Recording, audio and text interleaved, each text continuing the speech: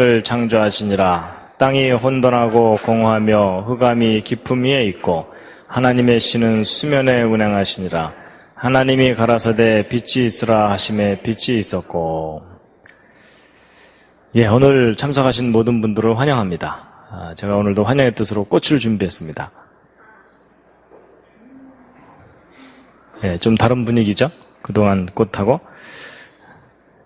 예, 이제 오늘은요, 이 연력학 법칙에 대해서 이제 말씀을 드릴 텐데요. 히브리서 11장 3절 말씀인데요. 함께 한번 읽으시겠습니다. 시작. 믿음으로 모든 세계가 하나님의 말씀으로 지어진 줄을 우리가 아나니 보이는 것은 나타난 것으로 말미암아 된 것이 아니니라. 자, 이제 그 우주의 법칙과 성경, 그래서 연력학 법칙인데요. 여러분, 연력학 법칙을 모르는 사람과 인생을 논하지 말라. 이런 얘기 혹시 들어보셨습니까? 처음이시죠? 예. 처음이실 겁니다. 제가 한 말입니다. 이제 그렇게 말할 정도로, 이 연력학 법칙은, 과학의 가장 근본적인 법칙인데, 이 법칙이 성경의 내용이 진리라는 것을 아주 강력하게 뒷받침해 줍니다. 그래서, 이 연력학 법칙, 일반인들에게 좀 생소한 그런 용어입니다. 그런데 이 연력학 법칙이 발견되기를 연력학이라는 학문 분야에서 먼저 발견돼서 그렇지 우주의 법칙이다 이렇게 보시면 됩니다. 이게 하나님께서 만드신 이 세상에 하나님께서 법칙과 질서 이런 것을 두셨거든요. 근데 이제 그 가장 근본적인 법칙이 연력학 법칙입니다. 그래서 이 연력학 법칙은 열과 힘에 관한 법칙입니다. 그래서 이제 영어로는 thermodynamic law 이렇게 얘기하거든요. 그래서 이 thermo라는 말이 열, 온도 뭐 이런 의미를 가진 단어고, 그다음에 dynamic은 뭐 아시는 대로 뭐 역동적인 뭐 이런 뜻이죠. 그래서 이제 열과 힘에 관한 법칙입니다. 어떤 분에게 연력학 법칙을 영어로 한번 해봐라 그랬더니 heat power law 뭐 이러시는데 한번 비슷한 얘기입니다. 근데 이 연력학 법칙이요. 뭐 용어가 어려서 그렇지 사실은 이제 우리가 경험하는 것들을 법칙으로 정리한 것일 뿐입니다. 그래서 아주 쉽게 얘기하면 열받으면 힘이 난다 이런 뜻입니다. 여러분도 화나면 힘 세지죠? 그렇죠? 예, 그런 겁니다. 그래서 이제 증기기관차라든지 이런 거 개발하고 그럴 때 주전자에다가 물을 끓이면 주전자 뚜껑이 딸깍딸깍하고 들려 올라가죠. 그러니까 열을 가하면 그 수증기가 이제 팽창하면서 힘을 내거든요. 그래서 열과 힘과의 관계를 정리한 법칙입니다. 제가 이제 지난번에 그 기적과 영혼에 대해서 이야기 드릴 때 이 이론과 법칙의 차이를 설명드렸었습니다. 기억나십니까? 예, 기억이 안 나도 할 수 없습니다. 진도 나가겠습니다. 여러분 그 과학의 법칙이 있고 이론이 있는데 둘 중에 어느 것이 더 중요하다 그랬죠? 예, 법칙이 더 중요하다 그랬죠? 예, 왜냐하면 법칙은 실험적으로 증명된 것이고 확인할 수 있는 거기 때문에. 그래서 언제라도 다시 관찰할 수가 있고 예외가 없을 때가 증명이 된다 이렇게 말하고, 그래서 법칙은 뭐뭐이다라고 단정할 수 있는 게 법칙이라 그랬습니다. 근데 이론은 그럴듯한 설명이긴 하지만 다시 확인할 수 없거나 또는 확인할 수 있다 하더라도 예외가 자꾸 발생하면 법칙이 되지 못하고 이론이 된다 이렇게 말씀드려서, 이론은 그 문장 끄트머리가 이다가 아니라 뭐뭐일 것이다 라고 표현해야 된다 그랬죠. 예, 그래서 이 법칙과 이론의 차이는 마치 올림픽에서 금메달과 은메달의 차이다 이렇게 말할 수 있다 그랬습니다. 그래서 법칙은 금메달이고 이론은 은메달. 그래서 이론이 아무리 멋있고 그럴듯해도 기존에 확인된 법칙이 어긋나면 그 이론은 과감하게 버려야 된다. 이런 말씀들을 드렸었습니다. 그래서 이제 과학에는 법칙이 우선적이거든요.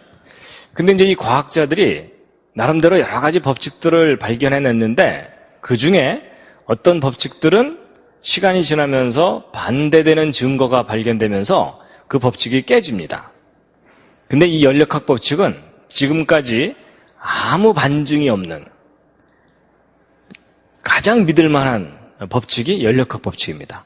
그래서 모든 법칙 가운데 연력학 법칙은 믿어야 된다라고 할 정도로 아주 근본적인 법칙입니다. 그럼 이제 이 연력학 법칙이 무엇에 관한 법칙이냐 하는 건데요. 에너지에 관한 법칙입니다. 네, 에너지 그러면 뭐 요즘 많이 익숙해지긴 했지만 그래도 좀 약간 거리감이 있는 단어인데 저걸 좀 쉽게 얘기하면 여러분 우리가 밥을 왜 먹죠?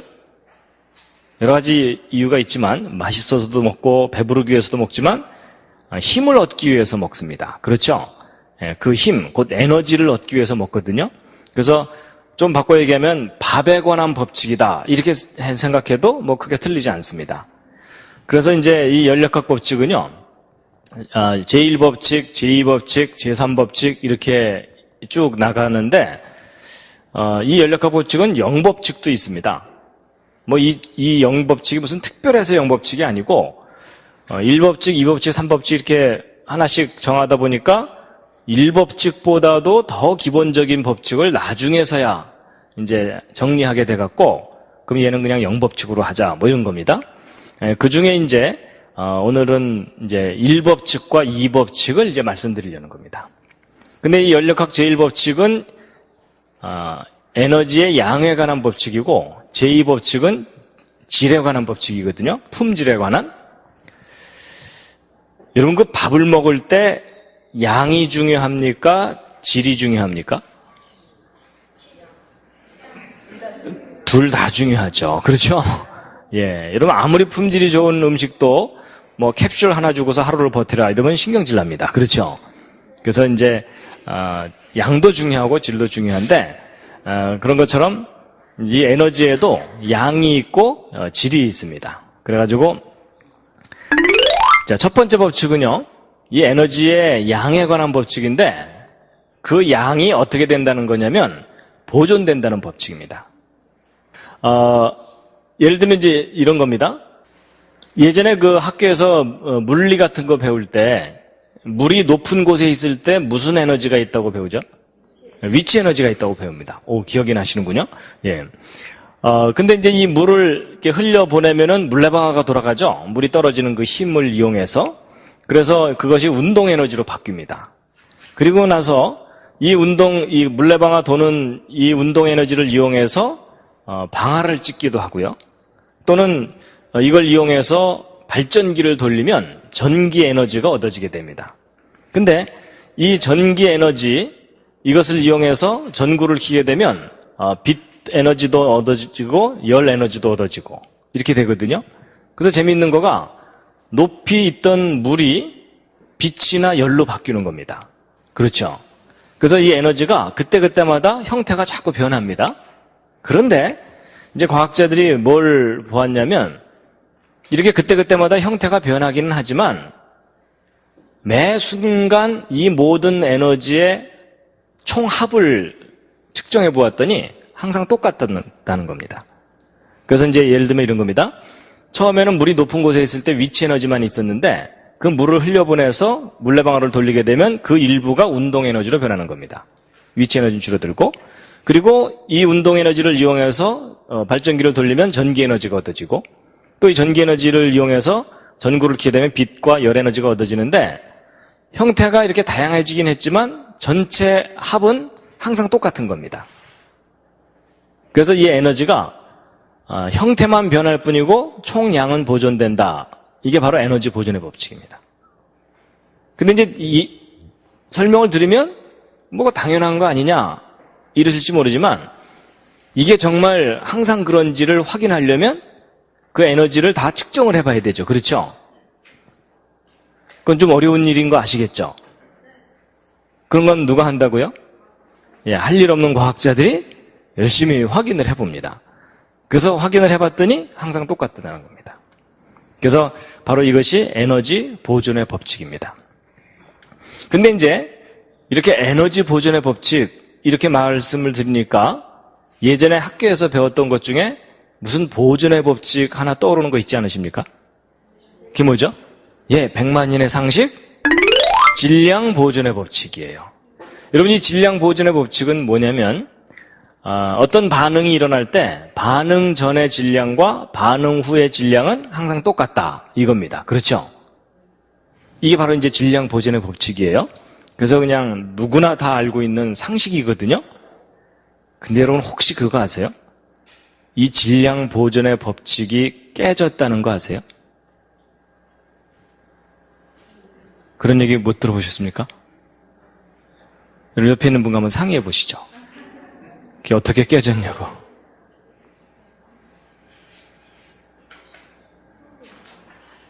여러분, 질량 보존의 법칙이 깨졌어요. 왜 깨졌는지 아세요? 이런 질문이 나오면 뭐라고 대답하면 된다고요? 제가 안 깨트렸는데요. 이러시면 됩니다. 이런 거 질량 보존의 법칙이 깨졌습니다. 법칙이 깨졌다는 얘기는 뭐예요? 그 법칙이 안 맞는 경우가 나타났다는 얘기죠? 예, 바로 그건데 여러분 이 질량이 보존되지 않는 반응을 발견했어요. 그게 뭐냐면 핵융합이라고 혹시 들어보셨어요? 핵폭발이 아니라 핵융합. 그래서 수소와 수소를 합쳐서 헬륨을 만들거든요. 그런 건 이제 핵융합이라 그래요. 가벼운 원소를 합쳐서 무거운 원소를 만드는 거.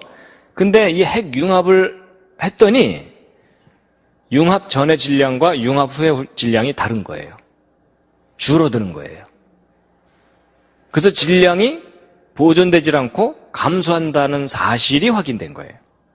그럼 질량 보존의 법칙이 더 이상 유지되지가 않는 거죠. 그렇죠? 그래서 여러분 질량 보존의 법칙이 깨졌어요. 그 소식 아직 못 들으셨군요.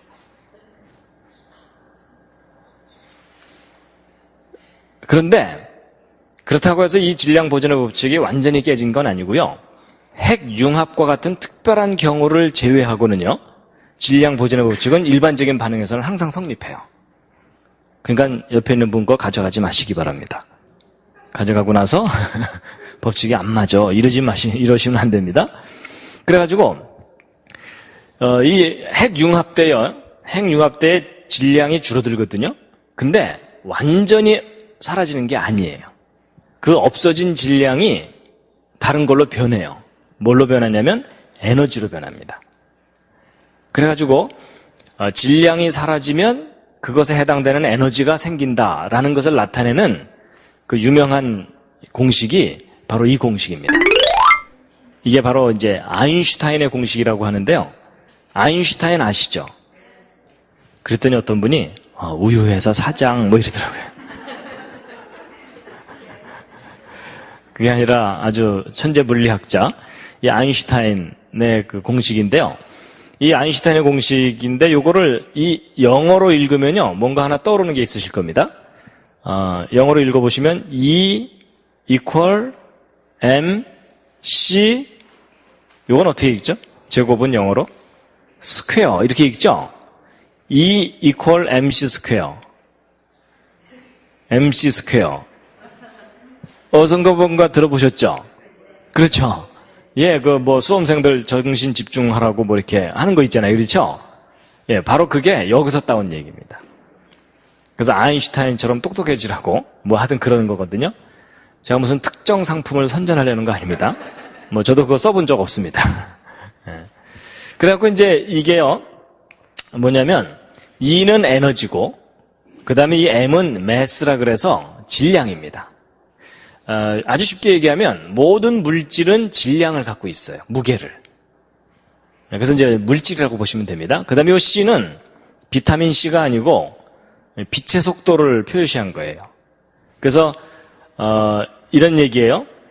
질량이 사라지면 그 질량에다가 빛의 속도의 제곱을 곱한 만큼의 에너지가 생긴다. 이런 얘기예요. 그래서 여러분 사실은 저런 공식이 나오면 두려워하지 마시고요. 예, 저는 긴 문장을 아주 짤막하게 표현한 거다 이렇게 생각하시면 됩니다. 그래서 수학 공식도 다 언어입니다. 언어. 근데 여러분 잘 보시면요. 질량이 사라지면 거기다가 빛의 속도의 제곱을 곱한 만큼의 에너지가 생긴다는 말은 무슨 말이냐면 여러분 이 빛의 속도가요. 상당히 큰 값이에요. 여러분 빛의 속도는 1초에 째깍하는 사이에 30만 킬로미터를 가요. 그러니까 지구를 7바퀴 반을 돕니다. 지구 둘레가 4만 킬로미터거든요. 그러니까 얼마나 큰 값이에요? 그것의 제곱을 곱한 만큼의 에너지가 생기니까 이게 의미가 이런 거예요. 아주 작은 질량이 사라져도 엄청난 에너지가 생긴다. 그 말이에요.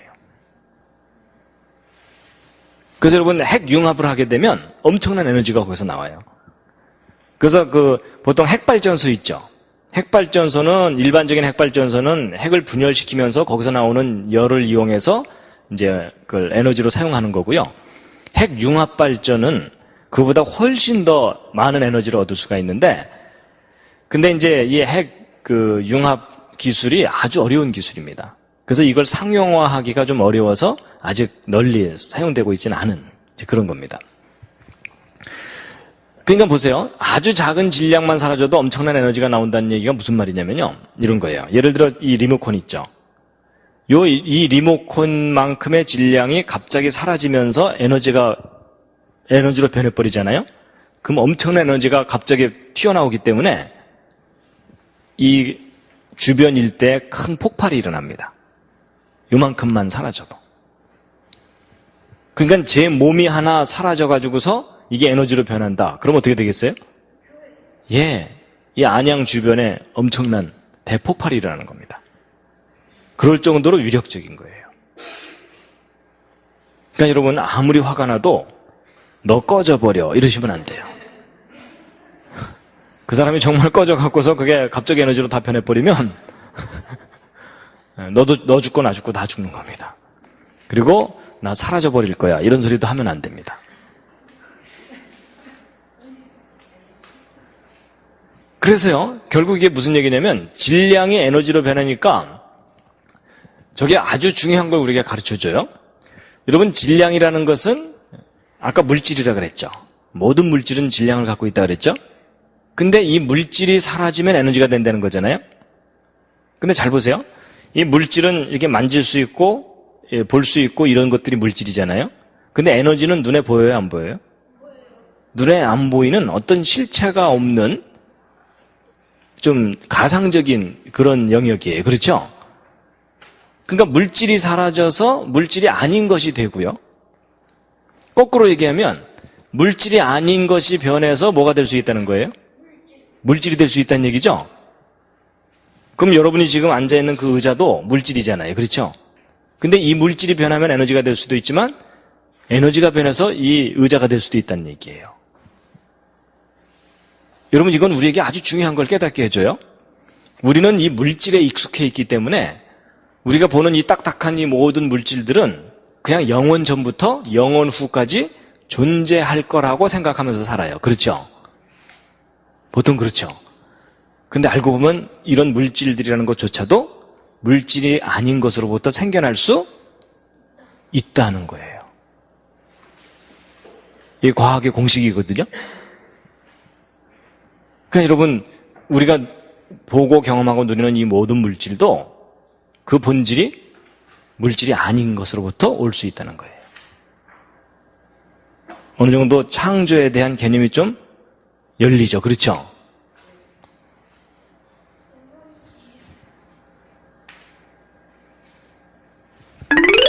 그래가지고 결국 이제 과학자들이 질량이라는 것조차도 에너지의 한 형태인 걸 알게 됐어요. 그래서 이제 질량 보존의 법칙은 깨졌지만 이 질량 자체도 에너지이기 때문에 좀 더 폭넓게 얘기해서 질량 보존의 법칙이 아니라 무슨 보존의 법칙이 된 거예요? 에너지 보존의 법칙 이렇게 된 겁니다. 그래서 이제 이 연력학 제1법칙은 우리가 평소에 알고 있던 질량 보존의 법칙을 좀 더 폭넓게 이야기하는 거예요. 그래서 여러분 그 핵폭탄이 터지면은요, 그 순간적인 폭발에 의해서 이렇게 순식간에 이렇게 파괴가 일어나는데, 이런 그 핵폭탄이 터지면 가장 무서운 게 뭐냐면 가장 직접적으로 큰 피해를 입히는 것은 폭풍입니다. 핵폭탄이 뻥 터지면 그 엄청난 폭풍으로 건물들이 순식간에 이렇게 파괴가 되는데, 또 뻥 폭발을 하고 나면은 폭발한 곳이 진공이 되거든요. 그럼 빵 하고 폭발할 때 무너지는데 그래도 남아있는 것들은 이 진공을 메꾸기 위해서 또 역풍이 불어요. 그럼 한번 확 밀려나갔다가 다시 확 밀려 들어올 때 완전히 다 쓰러져 버리는 겁니다. 그러니까 되게 이제 핵폭발이 일어나면은 땅속으로 숨잖아요. 그렇죠? 자, 그래서 여러분 보세요. 여러분 이제 좀 더 본질적인 이야기를 해드리면 뭐가 있냐면 여러분 창세기 1장을 보시면 여기 바라라는 단어가 있거든요. 이 바라라는 단어는 하나님이 창조하셨다 이런 뜻이에요. 근데 저 바라라는 단어가 가진 고유한 의미가 뭐냐면 nothing으로부터 something이 생기는 거예요. 그러니까 나무를 잘라서 책상을 만들 때 쓰는 단어가 아니에요. nothing으로부터 something이 생길 때 쓰는 단어입니다. 근데 보세요. 아까 에너지가 변해서 질량이 되는 것까지는 어느 정도 이해가 될 수가 있는데 그래도 에너지는 뭔가 something이잖아요. 그렇죠? 근데 저기서 얘기하는 저 바라는요. nothing에서 something이 생기는 거예요. 근데 사실 그 말은 더더욱 이해가 안 가죠. 그렇죠? 이제 겨우 에너지가 변해서 물질이 되는 것까지는 이해를 했는데 어떻게 nothing에서 something이 생기냐? 이건 좀 잘 이해가 안 가시죠? 그래서 사람들이 그 창조라는 개념을 잘 이해를 못해요. 근데 여러분 nothing에서 something이 생길 수 있다는 것을 과학적으로 설명할 수가 있어요. 이제 그거를 좀 알려드리면요. 보세요. 여러분 여기 돌로 된 이 탑이 있고 그리고 철로 된 다리가 있잖아요. 여러분 보통 이런 철이나 돌은 그 속이 단단하게 꽉 차 있다고 생각하시죠? 그렇죠? 이런 공기는 이제 거의 텅 비어 있기 때문에 우리가 손을 이렇게 휘저으면은 마음껏 휘저어지는데 저런 돌이나 쇠붙이 같은 것들은 그 속에 꽉 차 있다고 보통 사람들이 생각하죠? 근데 착각입니다. 사실은 저 돌이나 철 속도요 거의 100%텅 비어 있어요. 이것은 또 무슨 엉뚱한 얘기인가 이런 생각이 드실 텐데요. 그게 아니고 이 과학자들이 이 물질의 기본 구조를 알고 나서요. 이 우주가 텅 빈 거라는 걸 알게 됐어요. 보세요. 여러분 이 세상의 모든 물질은 가장 기본적인 단위가 원자입니다. 원자.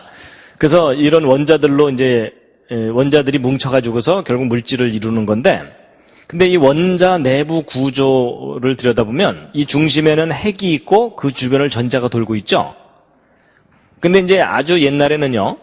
이 원자가 마치 당구공처럼 속이 꽉 차 있는 거라고 생각했어요. 그래서 그런 모델로 생각을 했었는데 나중에 이 원자 내부 구조를 알고 나서 깜짝 놀란 게 뭐냐면 이 원자 내부가 거의 100%텅 비어 있는 거예요. 그래서 여러분 이 원자는요. 중심에 핵이 있고 전자가 있는데 이 핵이 얼마나 작으냐면 원자 전체 크기에 비하면 거의 점 하나 정도 될 정도로 작아요. 핵이. 그리고 전자는 그보다 훨씬 더 작고 그럼 이 내부는 거의 텅 비어 있다는 얘기죠. 그렇죠? 바로 이제 그런 건데 그래서 이제 비유적으로 얘기하면 이런 거예요. 여러분 이 원자 하나의 크기가 있거든요. 이 원자 하나의 크기가 있는데 그 원자 중심에 있는 요 핵을 예를 들어 농구공만 하다고 생각해 보자고요. 상대적인 크기를. 그렇다면 이 전자는 얼마나냐면 점 하나보다도 작아요. 그러니까 좁쌀알보다도 더 작아요. 그러니까 좁쌀알보다 작은 점이 이 농구공 주변을 돌고 있는 거라고 생각하시면 돼요. 근데 이 농구공과 이 좁쌀알과 같은 전자 사이에 어느 정도 거리가 떨어져서 도는 거라고 보시면 되냐면 농구공이 여기 있으면 여기서부터 한 2km 정도 떨어진 곳에서 좁쌀알이 돌고 있다. 이렇게 보시면 돼요. 그게 원자 내부 구조의 모델이에요. 상대적인 크기예요. 그럼 뭐예요? 이 농구공에서 좁쌀알까지 2km 그 중간은 텅 비어 있다는 얘기죠. 그렇죠? 그러니까 그만큼 원자 내부가 텅 비어 있는 거예요. 솜사탕보다도 더 심해요. 그나마 그러면 이 핵은 그러면 그 농구공만한 그 핵은 그 속이 꽉 차 있느냐? 아니에요. 이 핵은 양성자와 중성자로 이루어져 있는데 그 중간도 거의 100%텅 비어 있어요. 그리고 이 중성자와 양성자는 쿼크나 소립자로 이루어져 있거든요. 그러니까 사실은 요 농구공만한 그 핵조차도 그 속에 있는 소립자만 모으면은 점 하나보다도 작아져 버려요. 그럼 알고 보면 이만큼의 원자를 압축해버리면 거의 제로가 돼버리는 거예요. 근데 저런 구조를 가진 원자로 이 우주에 있는 모든 물질이 이루어져 있어요. 그러니까 여러분 사실 이만큼의 원자도 결국은 다 압축시켜버리면 점 하나가 돼버리는 겁니다. 모든 원자가 다 그래요. 그래서 모든 원자를 줄이면은 점들 뿐이에요. 그래가지고 여러분 제가 이렇게 폼 잡고 이렇게 서 있지만요. 제가 이렇게 폼 잡고 서 있지만 제 몸을 이루고 있는 원자에 있는 허공을 다 빼내고 제 몸을 이루고 있는 전자와 소립자만 딱 모아서 뭉치잖아요. 그럼 제가 얼마나 지냐면 점 하나보다도 작아져요.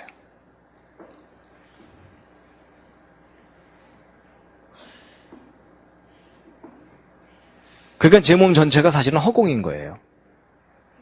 저만 그런가요? 여러분 옆에 앉은 사람도 마찬가지예요. 그러니까 여러분 제가 지금 보이세요?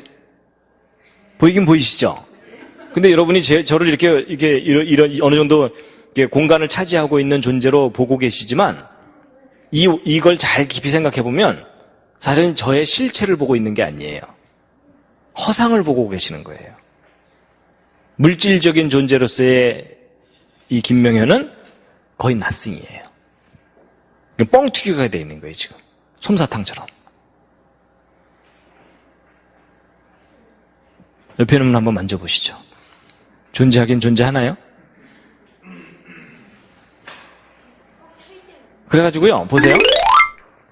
이 사람 하나를 압축해도 점 하나밖에 안 되는 거예요. 그 정도가 아니고 이 지구 있죠? 여러분, 지구는 내부가 꽉 차 있을 것 같죠? 아니에요. 이 지구를 이루고 있는 원자들의 그 허공도를 다 빼내고 소립자와 전자만 딱 모아갖고서 이 지구를 확 줄여버리면, 압축을 시켜버리면, 소위 물질이라고 하는 것만 압축시켜버려도 이 지구는 점 하나가 돼버려요. 그 정도가 아니고 이 우리 은하계 있죠? 이 우리 은하계 내에는 1000억 개의 별이 있다 그러거든요. 그 모든 별들을 다 압축해갖고 이 소립자와 전자만 딱 모으잖아요. 허공은 다 빼내고. 그럼 이 은하계 자체가 하나의 점이 돼버려요. 그리고 우리 이 우주 내에는 이런 은하가 또 1000억 개가 있다 그러거든요. 근데 그 모든 은하를 다 압축해갖고 압축을 시키면은 얼마가 된다고 보고 있냐면 탁구공 하나보다도 작아진다고 보고 있어요. 이 우주 전체가.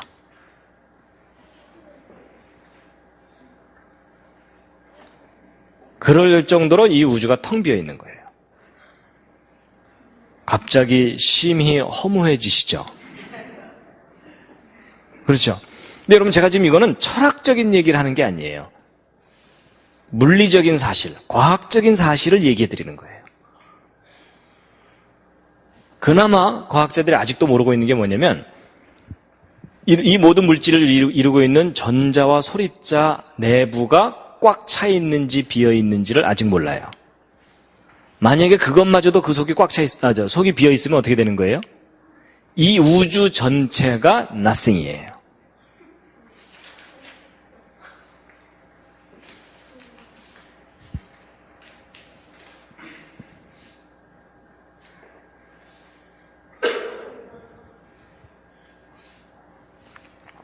죄송합니다. 너무 허무한 얘기를 해서. 그러니까 여러분, 하나님께서 nothing에서 something을 창조하셨다고 하셨거든요. 사실 이 우주가 본질적으로 nothing이에요. 알고 보면. 제가 이걸 알고 났더니요, 오병이어의 기적이 이해가 되더라고요.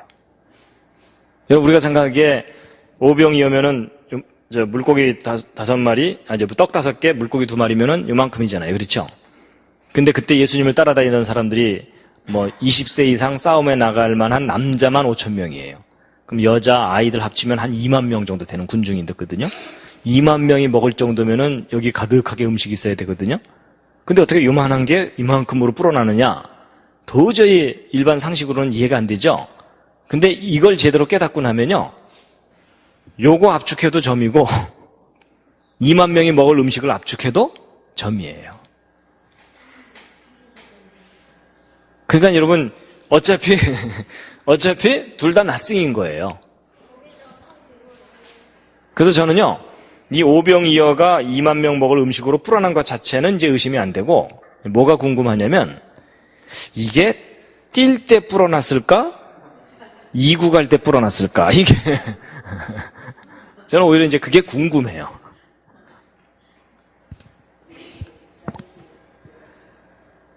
그래서 보세요. 아까 그 히브리서 11장 3절 보시면은요. 다시 한번 읽어보시겠습니다. 시작. 믿음으로 모든 세계가 하나님의 말씀으로 지어진 줄을 우리가 아나니 보이는 것은 나타난 것으로 말미암아 된 것이 아니니라. 여기 보세요. 이게 참 이해하기가 언뜻 어려운 보이는 것은 나타난 것으로 말미암아 된 게 아니다. 참 이해하기가 어려운 건데 이런 거예요. 그럼 보이는 것은 뭐냐면 우리 눈으로 보는 이 모든 것들이에요. 그렇죠? 우리가 눈으로 보는 이 모든 것들은 지금 현재 나타나 있는 이 상태가 본질이 아니라는 거예요. nothing을 펼쳐놓은 것에 불과하다는 거예요. 그래서 여러분 이것과 아주 이렇게 일맥상통하는 표현이 불경에도 나와요. 그 반야심경이라는 곳에 나오는 대목인데 아마 기억하시는 분이 있으실 거예요. 색즉 시공, 공즉 시색. 기억나세요? 예, 이것도 백만인의 상식 중에 하나입니다. 근데 여러분 이게 무슨 말이냐면 색은 보이는 거죠. 그렇죠? 색은 곧 텅 빈 거라는 거예요. 보이는 것은 텅 빈 거고 텅 빈 것이 보이는 것으로 나타난 거다. 그 말이에요. 그렇다고 지금부터 불경 믿으라 이런 얘기는 아닙니다. 예, 뭔가 이 우주의 본질에 대해서 뭔가를 깨닫고서 표현한 내용입니다. 그러니까 여러분 지금 여기 벽이 이렇게 벽돌이 있고 벽이 있잖아요. 우리는 저거에 가로막혀서 못 지나가죠. 그렇죠? 근데 사실은 저 벽이 내부가 텅 비어 있어요. 근데도 우리는 못 지나가요. 그렇다면 무슨 원리가 있으니까 못 지나가는 거겠죠? 예, 그건 이제 조금 이따 설명드리기로 하고. 그래서 이제 이 우주의 본질이 낫승이라는 것을 나타내주는 그런 이제 비슷한 표현들이 있는데, 욥기서 10장 9절 말씀 함께 한번 읽으시겠습니다. 시작. 기억하옵소서 주께서 내 몸 지으시기를 흙을 뭉치듯 하셨거늘 다시 나를 티끌로 돌려보내려 하시나이까. 여러분 사람의 몸이 이제 티끌이다 이런 얘기인데 저기에는 두 가지 의미가 있어요. 우리 인간이 원래 흙을 빚어서 만들었기 때문에 그 아담을 그러니까 인간이 죽으면 결국은 흙으로 돌아간다 이런 의미도 있지만 또 하나는 뭐냐면 티끌이라는 것은 nothing을 의미하기도 해요. 그렇죠? 그래서 우리가 nothing으로부터 창조되었기 때문에 결국 nothing으로 돌아가는 거다. 이런 의미로 이제 이해될 수가 있고 그와 비슷한 성경 말씀이 또 있습니다. 시편 90편 3절 시작. 주께서 사람을 티끌로 돌아가게 하시고 말씀하시기를 너희 인생들은 돌아가라 하셨사오니. 근데 이제 야고보서 4장 14절을 보면요. 함께 읽으시겠습니다. 시작. 내일 일을 너희가 알지 못하는도다. 너희 생명이 무엇이뇨?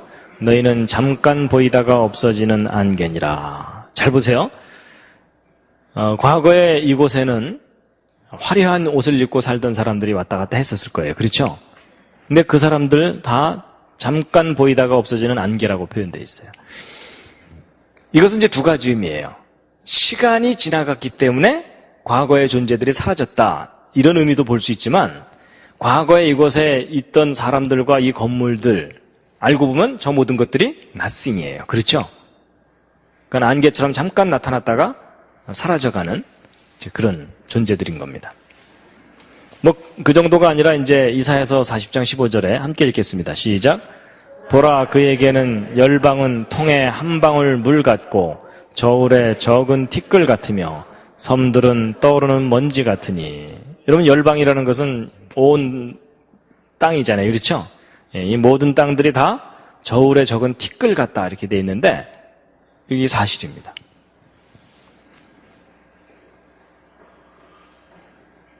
근데 여러분 보세요. 사실은 이 우주를 구성하고 있는 모든 게 낫승이거든요. 근데도 이제 희한하게도 우리가 이 꽃을 보면 아름답다. 이 사과를 보면 맛있다. 그리고 이 광활한 우주를 보면 넓다. 그리고 이런 눈을 보면 뭐 춥다. 뭐 이런 것들을 느끼고 인식하면서 살고 있잖아요. 그렇죠? 낫승인데 우리가 서로 다르게 인식을 하거든요. 그다음 무슨 원리가 있으니까 그럴 거 아닙니까? 자, 거기에 대해서 히브리서 1장 3절 함께 한번 읽으시겠습니다. 시작. 이는 하나님의 영광의 광채시요 그 본체의 형상이시라. 그의 능력의 말씀으로 만물을 붙드시며. 이렇게 돼 있어요. 여러분 그의 능력의 말씀으로 만물을 붙들고 계시다 이렇게 돼 있습니다. 그거 왜 힘들게 붙들고 계실까? 그게 놓으면 되지. 이제 그런 생각도 언뜻 들을 수 있을 텐데요. 여러분 하나님께서 붙들고 계시지 않으면 이 우주가 사라져 버립니다. 보세요. 여러분 손뼉을 한번 이렇게 딱 쳐보시겠어요? 예, 손뼉을 치면은 항상 이 두 손이 부딪히죠. 그렇죠? 혹시 손뼉을 딱 쳤는데 그 두 손이 투명 인간처럼 완전히 통과해서 지나가는 일은 절대 없죠. 항상 부딪히죠. 근데 여러분 그게 어떻게 생각하면 좀 이상한 일이에요. 왜냐하면 여러분 아까 말씀드린 것에 의하면 제 이 오른손에 있는 허공을 다 빼내고 이 오른손을 이루고 있는 물질만 모으면 얼마나 해진다는 거예요? 점 하나예요. 그렇죠? 왼손도 마찬가지죠. 점밖에 안 되죠? 근데 여러분 두 개의 점을 공중에 던져서 중간에서 부딪힐 확률 거의 제로예요. 맞죠? 이게 마치 어느 정도 확률보다도 안 되냐면 한국에서 총을 쏘고 미국에서 총을 쐈어요. 서로를 향해서. 그랬더니 총알 두 개가 태평양 중간에서 만날 확률 보다도 엄청나게 작은 확률이 이 오른손에 있는 물질과 왼손에 있는 물질이 부딪힐 확률이에요. 그만큼 우리 손이 텅 비어 있거든요. 그렇다면 우리가 박수 칠 때마다 사실은 부딪혀야 되는 게 아니라 서로 통과해 버려야 돼요. 맞죠? 근데 이상하게 통과하지 않고 매번 부딪히죠. 그 부딪히는 이유가 뭐냐면 물질과 물질이 부딪히는 게 아니에요. 물질들끼리 부딪히는 게 아니고 뭐가 서로 반발을 하는 거냐면 이 필드가 영어로는 필드라 그러는데 장이 반발을 하는 거예요. 자, 이게 무슨 말이냐면요. 이런 겁니다. 여러분 이 사과하고 이 돌멩이가 서로 부딪히면은 사과가 깨지죠. 돌멩이는 멀쩡한데. 그러니까 어떤 건 단단하고 어떤 거는 이렇게 연하거든요. 이런 차이가 이제 왜 일어나는 거냐면 이제 물질의 가장 기본 단위인 이 원자들의 구조 때문에 그러거든요. 여러분 서로 다 같은 종류의 원자가 이제 서로 들러붙는 경향이 있어요. 이제 그게 왜 나타나냐면 여러분 이 원자 중심에는 양성자가 있어가지고 이 전기로 따지면 플러스고요. 이 주변을 돌고 있는 전자는 전기로 따지면 마이너스거든요. 그래서 이 마이너스인 전자가 이제 플러스 주변을 돌고 있는 거예요. 그리고 또 다른 원자도 마찬가지예요. 근데 이제 어떤 현상이 있냐면 이쪽 원자의 플러스하고 이쪽 원자의 마이너스가 플러스하고 마이너스는 서로 잡아당기죠. 그렇죠? 그래서 둘이 서로 그리워하면서 끌어당겨요. 이쪽 플러스하고 이쪽 마이너스도 서로 끌어당기고. 그래서 원자가 서로 멀리 떨어져 있을 때는요, 서로를 그리워하면서 끌어당깁니다. 그래갖고 이 원자가 서로 가까이 가게 돼요. 근데 문제는 얘가 이렇게 가까이 쫙 가잖아요? 가까이 오면은 이번에는 이 플러스하고 이 플러스가 서로 반발을 합니다. 요 마이너스하고 요 마이너스가 서로 반발을 하고. 근데 이 끌어당기는 힘은 멀리서 작용하고 반발하는 것은 가까이서 작용해요. 그러니까 멀리 있을 때는 서로 그리워서 가까이 오다가 아주 가까이 오게 되면 밀어내요. 그러면 얘가 너무 가까이 가지 못하고 어느 정도 거리를 띄우고서 둘이서 함께 붙어 있게 되는 거예요. 그래서 이제 그래프로 따지면 이런 겁니다. 여기 이렇게 푹 파인 이런 그래프인데 얘가 멀리 있을 때는 요 기울기를 따라서 이렇게 굴러 내려오죠. 그렇죠? 근데 가까이 오게 되면 다시 거슬러 올라야 되기 때문에 못 올라가고 여기서 이렇게 내려오다가 띵 이렇게 되겠죠. 그런 것처럼 얘네들이 들러붙게 돼 있어요. 이렇게. 그리고 다른 원자도 역시 마찬가지고. 그래서 잡아당기는 힘과 밀어내는 힘이 절묘하게 균형을 이룬 곳에서 서로 들러붙어 있습니다. 이렇게.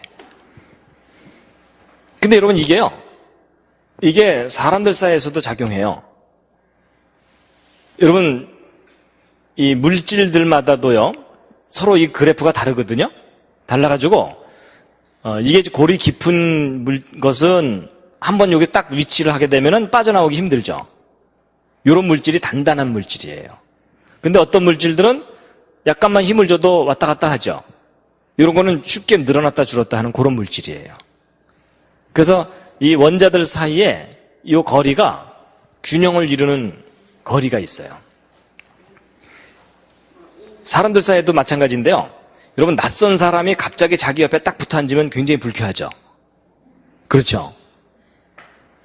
낯선 사람들끼리는 적어도 한 칸 옆에 앉아야 안정감을 느끼죠. 근데 이제 아주 친한 사람인데 오늘따라 한 칸 더 멀리 앉으면은 그것도 기분 나쁘죠.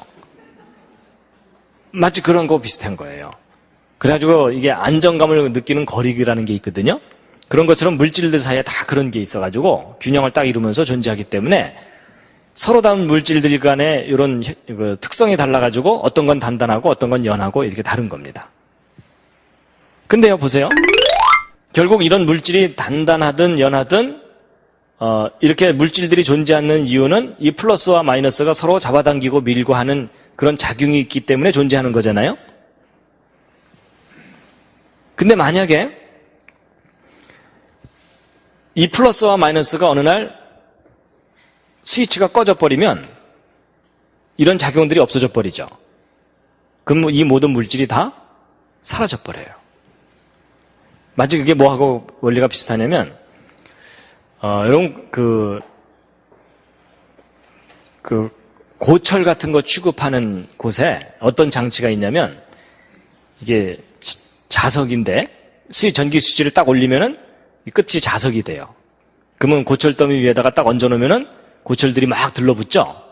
그래서 들러붙은 다음에 이걸 이렇게 들고서 끌고 가가지고서 딴 데다가 이제 놓을 때는 스위치를 딱 내려버리면 서로 언제 붙어 있냐는 듯이 우슬우슬 떨어져 버리죠.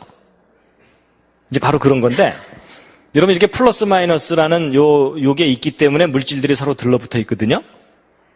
근데 만약에 하나님께서 어느 날 저 스위치를 플러스 마이너스 스위치를 딱 꺼버리면 어떻게 되겠어요?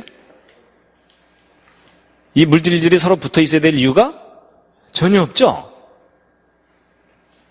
그러면 이 모든 물질이 다 사라져버리는 거예요.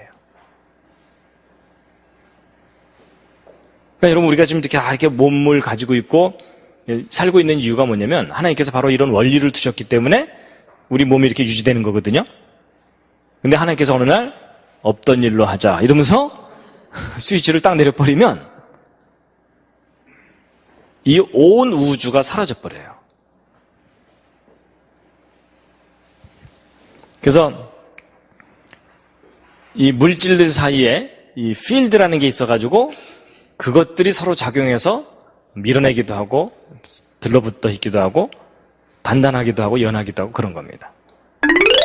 그래서 여러분 우리가 이렇게 지금 현재 이 모든 것들을 이렇게 느끼는 거가 하나님께서 두신 어떤 원리가 있기 때문에 느끼는 거지 그 원리의 스위치를 딱 꺼버리면 사라져버리는 겁니다. 그래서 다시 한번 읽어보시겠습니다. 시작. 이는 하나님의 영광의 광채시요 그 본체의 형상이시라. 그의 능력의 말씀으로 만물을 붙드시며. 계속 붙들고 계셔야 되겠죠?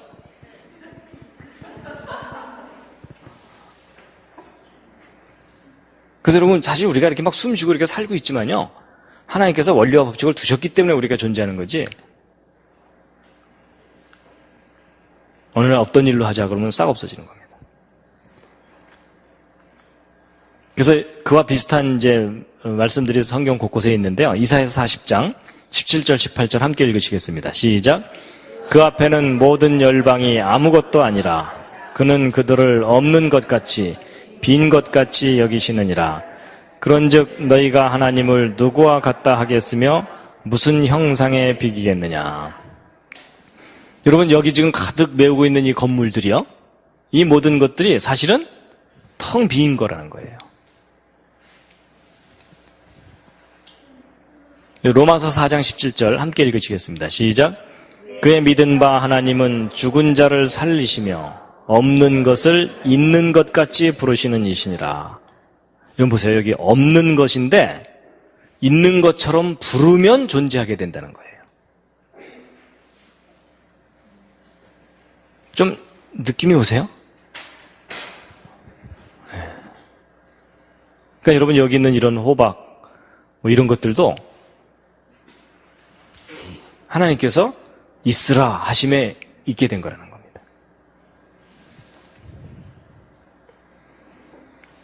자, 함께 읽겠습니다. 시작. 너희는 눈을 높이 들어 누가 이 모든 것을 창조하였나 보라. 여러분 보세요. 여기 이렇게 보시면은 이게 돌이 있고 물이 있고 흙이 있고 나무가 있고 공기가 있고 구름이 있고 무지개가 있고 그렇잖아요. 근데 여러분, 우리가 이렇게 느끼고 만지고 경험하는 이 모든 것들이 사실은 본질적으로 nothing이에요. nothing인데 하나님께서 something인 것처럼 펼쳐놓으신 거예요. 어떤 원리와 법칙을 두사. 예, 이제 아까 앞부분에서는 연력학 제1법칙과 관련해서 이제 몇 가지 말씀을 드렸고요. 이제 지금부터는 이제 연력학 제2법칙인데요. 로마서 7장 24절 25절에 있는 말씀인데 함께 한번 읽으시겠습니다. 시작. 오호라 나는 곤고한 사람이로다. 이 사망의 몸에서 누가 나를 건져내랴. 우리 주 예수 그리스도로 말미암아 하나님께 감사하리로다. 그런즉 내 자신이 마음으로는 하나님의 법을 육신으로는 죄의 법을 섬기노라.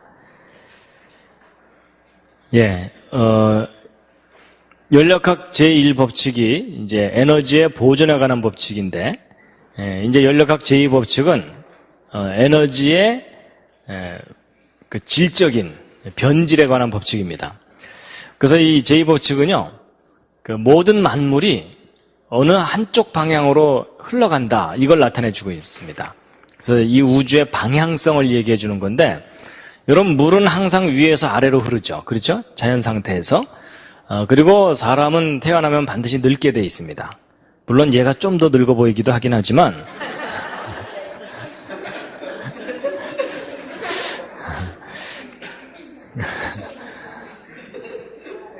뭐 늙은 할아버지가 갑자기 어린아기가 되는 일은 만화에서나 가능한 일이지 현실 세계에서는 가능하지 않거든요. 그래서 이 우주가 어느 한쪽 방향으로 간다, 이걸 나타내주는 법칙입니다. 그래서 이제 이것을 우주의 방향성 또는 시간의 화살 뭐 이렇게 표현하거든요. 예. 여러분, 이게 활을 쏘면 화살이 그 쏘는 방향으로만 가잖아요. 그렇죠? 예. 그래서 사람도 늙고 이제 그런 겁니다. 그래서 이 연력학 제2법칙은 그 에너지가 변질된다는 법칙입니다. 그래서 여러분, 그 잔잔한 물에다가 돌멩이를 던지면 이게 파문이 일잖아요. 그렇지만 그 파문이 계속 유지되는 게 아니라 다시 소멸돼 버리죠. 그렇죠? 그래서 처음에는 이렇게 높고 낮고 이게 높낮이가 있다가 시간이 지나면서 점점 이렇게 이제 높낮이가 없어져 버립니다. 근데 여러분, 이렇게 높낮이가 있을 때 이 높은 쪽에서 낮은 쪽으로 물이 흘러내려가면서 물레방아를 돌리게 되죠. 그렇죠? 그래서 이 높낮이가 있어야만 뭔가 움직임이 일어날 수가 있어요. 여러분, 생명이라는 것은 움직이는 특징이 있잖아요. 그렇죠? 예. 근데 움직임이 없어지면 그 생명체가 죽게 되죠. 그래서 살아있는 것이 죽는 쪽으로 이렇게 간다, 이런 개념입니다. 그래서 여러분, 커피도 뜨거운 커피 이렇게 타두고 나면 식어버리죠.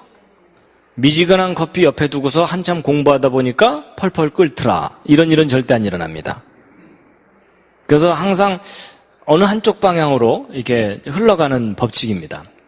그래가지고 이 연력학 제2법칙은요, 여러 학문 분야에서 다양하게 표현을 하는데, 이 고전 연력학은 이 증기기관차 이런 거 관련해서 연구하던 사람들이 이제 그 분야에서 어떤 법칙을 이제 깨달은 거예요. 이 고전연력학적인 표현은 에너지는 항상 소모된다 이런 거예요. 그래서 아까 그 물이 높은 곳에 있을 때 위치 에너지가 있다 그랬죠. 근데 이 물을 흘려 내려보내면은 운동 에너지로 변하긴 하지만 위치 에너지 자체는 제로가 돼버리죠. 그래서 에너지가 이렇게 소모되는 거예요. 근데 이제 이렇게 얘기하면 이제 어떤 분들은요, 아니 이게 왜 소모되긴 왜 소모되냐? 이 물을 다시 퍼 올리면 천이라는 에너지를 다시 얻을 수가 있잖아요. 그렇죠?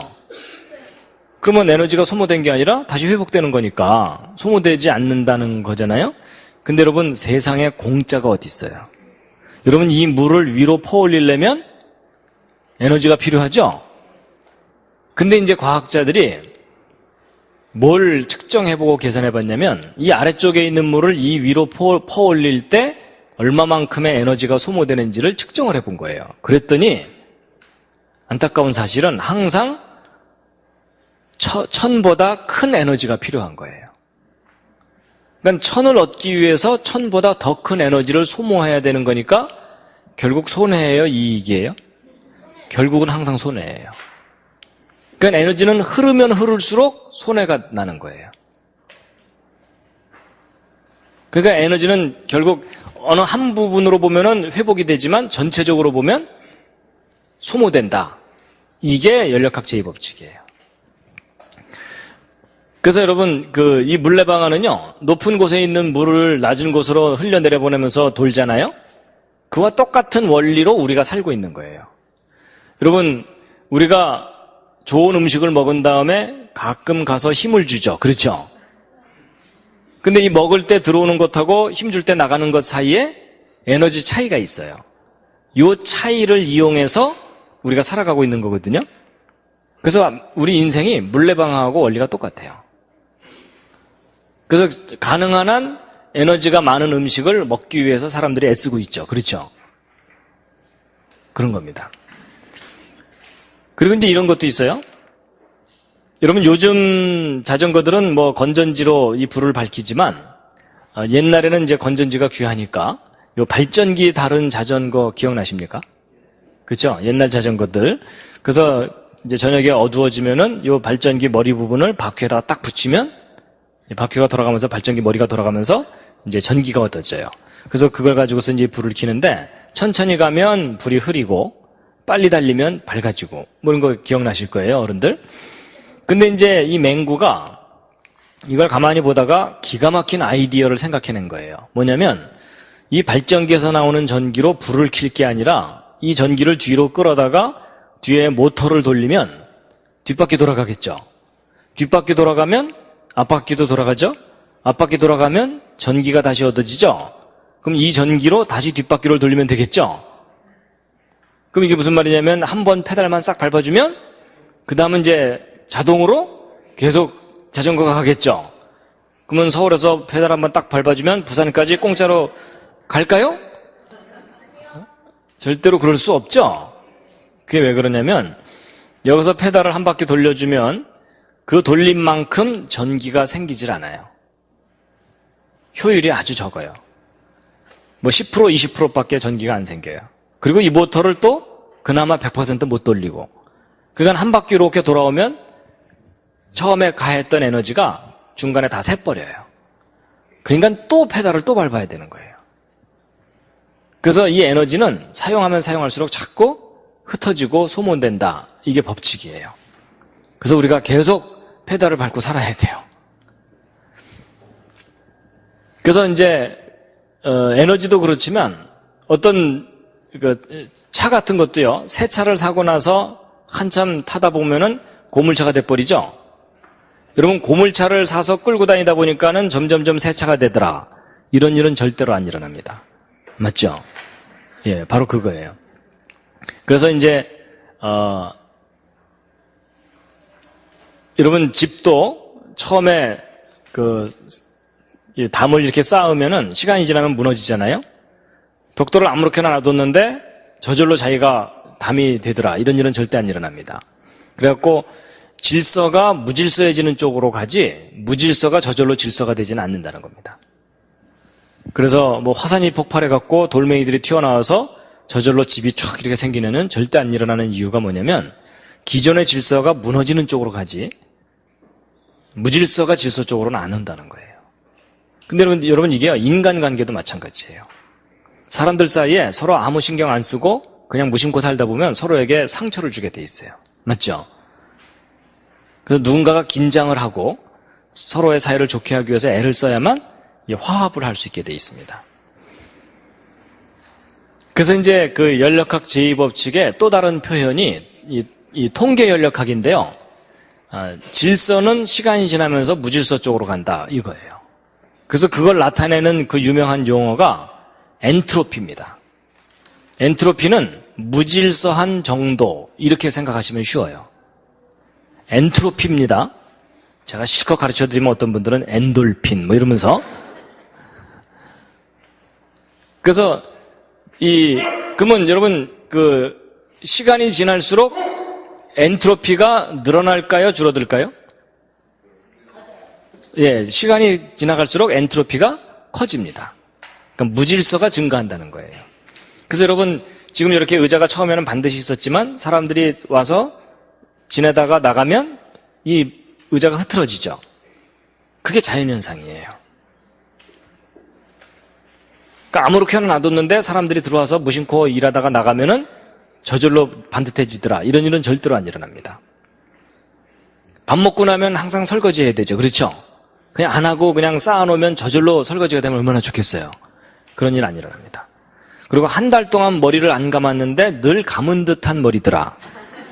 이런 일도 절대로 안 일어납니다. 우리가 끊임없이 빨래를 해야 되고 끊임없이 청소해야 되는 이유가 뭐냐면 그냥 이렇게 자연스럽게 지내다 보면은 무질서가 자꾸 늘어나는 게 법칙이에요. 그러니까 사실은 이 연력학 법칙이요. 여러분이 평소에 경험하는 것을 이제 법칙으로 정리해 놓은 것일 뿐이에요. 그 공부하는 것도 마찬가지예요. 여러분 우리가 이 공부를 한다는 것은 이 지식의 질서를 이렇게 형성하는 일이거든요. 근데 어느 정도 이렇게 공부를 해서 지식을 쌓고 나면 시간 지나면은 자꾸 까먹고 흐트러지죠. 그렇죠? 이렇게 들을 때는 다 이해가 되는데 나갈 때는 다 까먹으시잖아요. 그렇죠? 하여튼 그런 거예요. 그래서 이제 이 무질서, 질서에 관해서 한 가지 예를 들면은요. 여러분 이게 이제 금으로 만든 것들이잖아요. 여러분 성경에서는 금을 아주 중요하게 여겨요. 특히 정금이라 그래서 순수한 금을 아주 귀하게 가치 있게 여기는데 여러분 보통 금은방에서 순금을 사게 되면 보증서를 써줍니다. 그 보증서에 대개 몇 %짜리라고 써 있죠? 99.9 또는 99.95 뭐 이 정도로 이제 해줘요. 그렇다는 얘기는 나머지 뭐 0.1%나 그 정도는 불순물이란 얘기죠. 그렇죠? 그래서 이제 이런 것들을 뭐 39 이렇게 보통 표현을 해요. 구자가 3개가 있다 이래가지고. 근데 이제 일반적으로 이제 금은방에서 파는 순금은 99.9%짜리를 보통 이제 파는데 이런 반도체에 사용하는 금이 있어요. 그런 금은 훨씬 더 순수한 걸 사용해야 돼요. 여러분 이런 반도체하고 이런 그 회로를 연결할 때 금과 같은 녹이 슬지 않는 금속을 되게 쓰거든요. 왜냐하면 금이 아닌 다른 금속들은 녹이 슬어요. 근데 금은 귀한 이유가 뭐냐면 녹이 안 슬어요. 그래서 이제 아주 금을 이용해서 이제 이게 회로를 이렇게 연결하기도 하는데, 근데 이 금이라 할지라도 그 속에 불순물이 들어있으면요, 전기가 흘러갈 때 열을 내면서 열이 높아지면은 회로가 끊어져 버려요. 그러니까 이런 반도체나 이런 데 적용하는 금은요, 훨씬 더 순수한 금을 써야 돼요. 그래서 99.9%짜리를 더 순수하게 99.99999 뭐 이런 식으로 만들어서 사용해요. 근데 여러분 이렇게 순도를 높이려면 불순물들을 빼내야 되죠. 그렇죠? 근데 여러분 이 불순물들이요, 좋은 말 할 때 안 나와요. 그래서 저 불순물들을 빼내야 되는데 저 뭐 핀셋으로 빼낼 수도 없고 너무 조그마니까. 그래서 이제 이걸 어떻게 빼내냐면요, 여러분 이 금을 순수하게 만드는 방법이 있어요. 가장 기본적인 방법이 뭐냐면 뜨겁게 가열한 다음에 때리면 돼요. 그러면 순수해져요. 이게 왜 그러냐면요. 여러분 이제 이 금속을 가열을 하면 녹이 더 잘 슬어요. 근데 금은 가열을 해도 녹이 안 슬거든요. 그럼 이제 뜨겁게 가열을 하면은 이 금 속에 들어있는 불순물들이 녹이 슬게 되는데, 녹이 쓴다는 얘기는 산소하고 결합해서 산화물이 된다는 뜻이에요. 근데 보통 여러분 쇠붙이 같은 것이 녹슨 것을 이렇게 보시게 되면 부슬부슬 부스러져 나오죠. 그래서 대개 이게 녹이 슬면 딱딱해져요. 그러면 이제 뜨겁게 가열하면은 불순물들만 녹이 슬어서 딱딱하게 비스켓처럼 되거든요. 그럼 그걸 두들기면 어떻게 되겠어요? 금은 연하니까 안 떨어져 나오는데 딱딱한 것들은 떨어져 나가죠. 그렇죠? 그러면서 불순물이 빠져나가면서 순수해지는 거예요.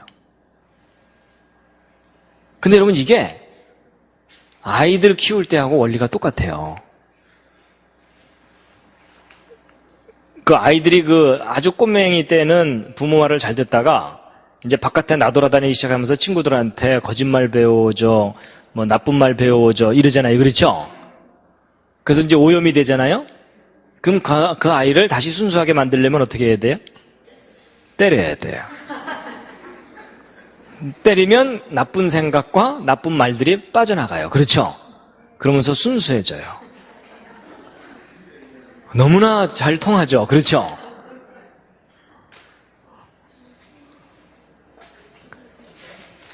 그래서 여러분 성경을 보면은 그 초다를 참아 못하는 자는 자식을 사랑하지 않는 거다 이런 표현이 나오거든요. 매질을 참아 못하는 자는 자식을 사랑하는 게 아니다 이렇게 돼 있어요. 그 대신 거기서 하나 중요한 게 있어요. 뜨겁게 달궈서 때려야 돼요. 그냥 안 달구고 때리면은요 어떤 일이 벌어지냐면 갈라져 버려요. 여러분 이게 금속 속에 불순물이 있는데 그걸 그냥 때리면은요 이 불순물이 크랙 역할을 해가지고 깨지는 어떤 원인 역할을 해가지고서 그냥 불순물이 빠져나가는 게 아니라 쩍 갈라져 버려요. 그래서 이게 무슨 말이냐면 아이를 때릴 때는 뜨겁게 한 다음에, 그게 무슨 말이냐면 충분히 사랑을 느끼게 해준 다음에 때리라는 거예요. 차가운 상태에서 그냥 때리면 가출해요.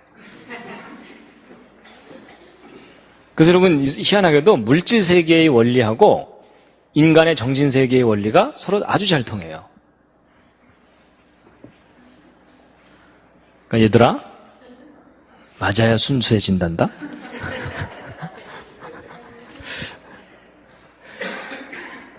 근데 잘 보세요. 여러분이 99.9%짜리를 99.99999 이렇게 순수하게 만들려면 가열해야 되죠. 때려야 되죠. 사실은 그게 다 돈이잖아요. 그렇죠? 그러니까 여러분 이 99.9%짜리 순금은 예를 들어 한 돈에 10만 원 정도 한다. 그러면은 99.9999 이런 더 순수한 금은 한 돈에 몇십만 원씩 해요. 그러니까 순수할수록 훨씬 가치가 있어지고 비싸져요. 근데 보세요. 그럼 100%짜리 순수한 금을 만들 수 있느냐? 불가능해요. 왜냐하면 여러분 100%짜리 순수한 금이라는 얘기는 99.99999가 무한대로 이어져야 되는 거죠. 그렇죠? 근데 여러분 이 순도를 하나 둘씩 높일 때마다 에너지가 점점점 들거든요. 그러면 값이 점점점 올라가죠. 결국 무슨 얘기냐면 이 주먹 덩어리만한 금 덩어리 하나를 100% 순수하게 만들려면 이 우주에 있는 모든 에너지를 쏟아부어도 불가능하다 그 말이에요. 그러니까 사실은 이 물질 세계든지 뭐든지 자체적으로 순수해지는 것은 불가능한 일이에요. 그래서 이제 바로 이게 엔트로피 곡선인데요. 여러분 순수한 금에다가 불순물이 들어가면 들어갈수록 무질서가 늘어나거든요. 무질서가 늘어난다는 얘기는 그러니까 순수함을 잃어버린다는 뜻이에요. 이걸 좀 거꾸로 표현하면 이런 거예요. 여러분 100% 순수한 상태는 완전한 상태죠. 그렇죠? 근데 이 완전한 상태에서 불순물이 들어가면 타락한다는 뜻이에요. 근데 보세요. 어느 정도 불순물이 들어간 상태에서 이 불순물을 약간 빼내는 것은 비교적 쉬워요. 거슬러 올라가는 건데 근데 점점 순수하게 만들수록 더 순수해지는 거가 어려워져요. 그러니까 보통 사람들이 이제 이런 거예요. 이제 엉망으로 살다가 약간 마음을 잡고서 비교적 약간 착해지고 나면요, 사람들이 교만해집니다. 자기보다 이제 못한 사람들한테 야, 나 정도는 살아야지 이러는 거예요. 근데 이제 그 사람이 더 도를 닦아가지고서 정말 순수해지려고 노력하면 노력할수록 진짜로 순수해진다는 것이 불가능하다는 걸 깨닫게 돼요. 그래서 여러분, 아까 우리가 읽은 성경 말씀 중에 오호라 나는 곤고한 사람이로다, 이게 사도 바울의 고백이잖아요. 그렇죠?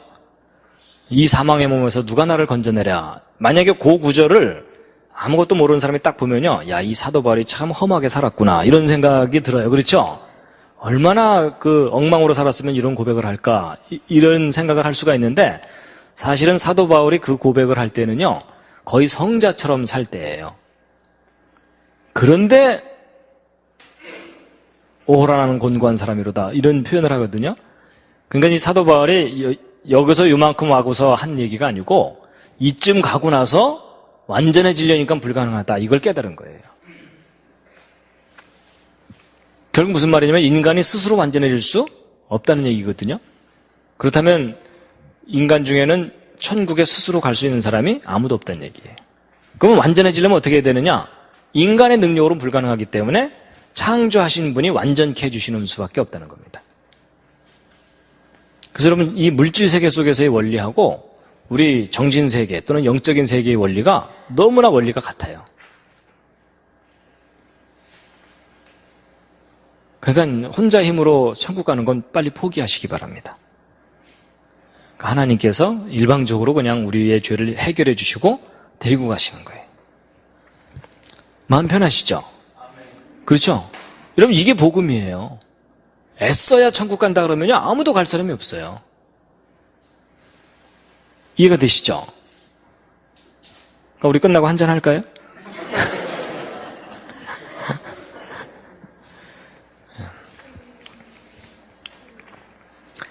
자, 여러분, 이 연력학 제2법칙이 아주 중요한 걸 해결해줘요.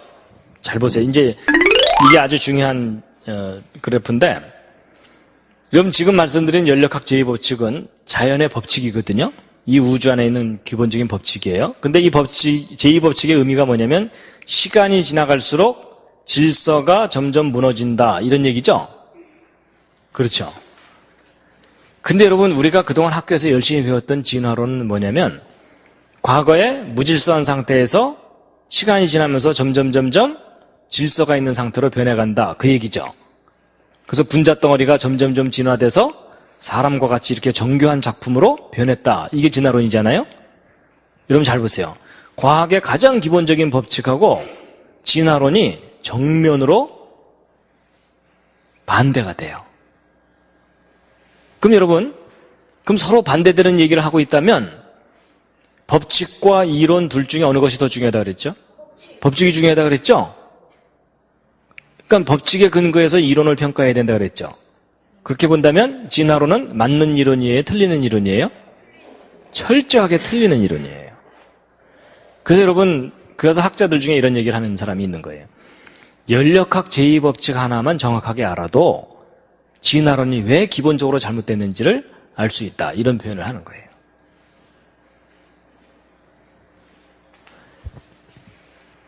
근데 이제 보세요.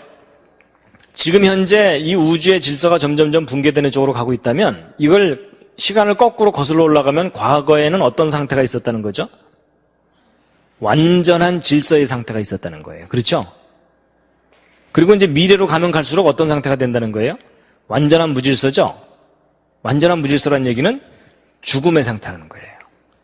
그래서 이 우주는 완전한 상태에서 불완전한 상태로 무너져 내려가고 있는 거예요. 근데 여러분, 성경을 보면은 맨 처음에 하나님께서 보시기에 심히 좋았더라 하는 완전한 상태가 있었다 그러죠? 그리고 거기서부터 타락해가지고 지금 망해가는 쪽으로 가고 있다는 것이 성경이 우리에게 가르쳐 주는 거잖아요. 맞죠? 근데 성경에서 우리에게 가르쳐 주는 것하고 과학의 법칙이 일치해요.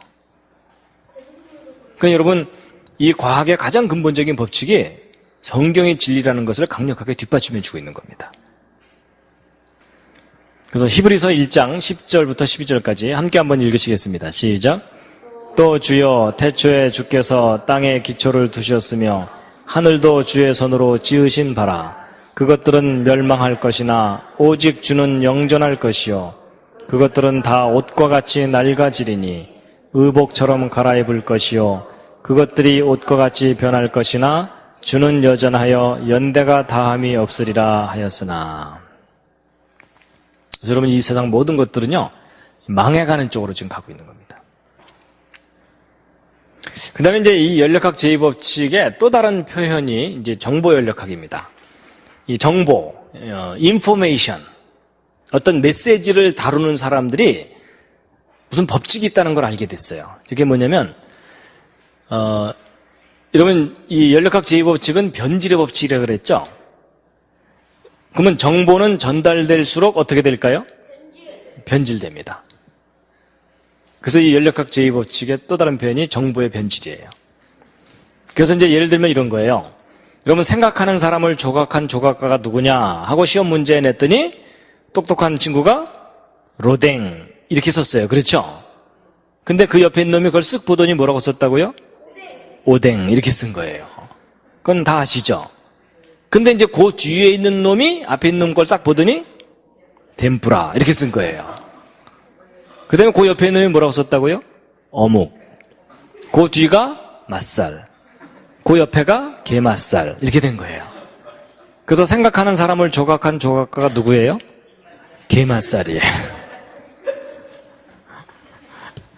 근데 여러분, 이게 우스갯소리지만 아주 중요한 원리를 알려주는 거예요. 정보는 전달되면서 변질돼요. 그래서 여러분, 시험 보고 나오면 누가 바보가 돼요?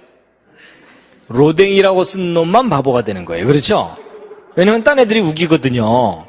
야, 우리는 다 먹을 건데 너만 아니잖아 이러면서 우리가 틀렸겠냐? 네가 틀렸지 임마? 뭐 이렇게 되는 거예요. 이게 바로 연력학 제2법칙의 정보의 변질에 관한 이야기예요. 그래서 오히려 진리를 외치는 사람이 핍박받게 돼 있어요. 그 다음에 여러분 귓속말 이어가기 기억나세요? 요즘은 이런 거 많이 안 하는데 옛날엔 많이 했었어요. 그렇죠? 그래서 이 귓속말 이야기를 해보면 구경하는 사람들이 배꼽을 잡습니다. 왜냐면 이상하게 말이 뒤로 갈수록 변하잖아요. 그렇죠? 그래갖고 이 문장이 길면 길수록 반드시 변해요. 그리고 전달하는 사람이 많을수록 확실하게 변하고 그 중에 띨띨한 사람이 많을수록 완벽하게 변합니다. 그렇죠? 예. 그래서 여러분, 이게 어떤 법칙을 나타내주고 있어요. 근데 보세요. 이렇게 정보가 전달되면서 변질되잖아요? 그러면 어떤 결과가 나타나냐면 정보의 혼란이 일어나요. 그래서 무슨 말이냐면 시험 치고 나와서 로댕, 오댕 또 뭐 이런 것들이 막 뒤범벅이 돼갖고 이제 어느 게 진짜 정답인지를 헷갈리게 돼 있어요.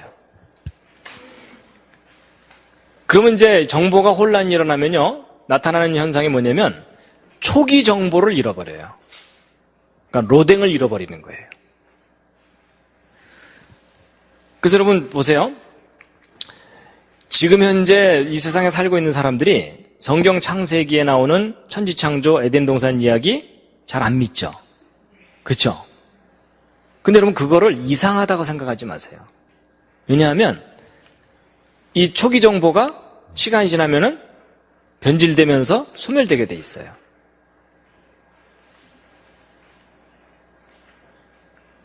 그러니까 사실 여러분과 제가 성경 창세기에 기록된 내용을 역사적인 사실로 그리고 인류 최초에 있었던 일이라고 믿는 것 자체가 거의 기적 같은 일이에요. 그래서 오늘날 사람들이 안 믿잖아요. 심지어 신학교에서도 이거를 역사적인 사실로 안 가르치는 경우가 간혹 자주 있어요. 이상한 데 가서 신학하고 공부하고 오면 이게 무슨 역사적인 사실로 믿을 수 있겠느냐 뭐 이런.